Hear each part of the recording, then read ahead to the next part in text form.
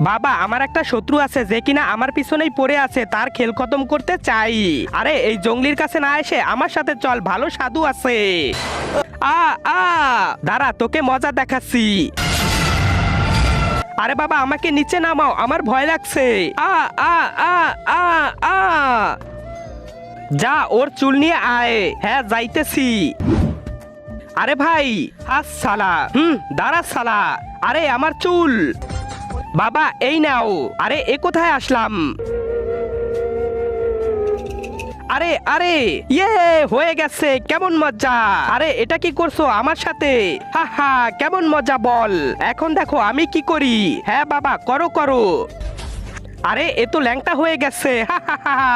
দাঁড়া শালা, এখন তোর ভিডিও করব, দাঁড়া।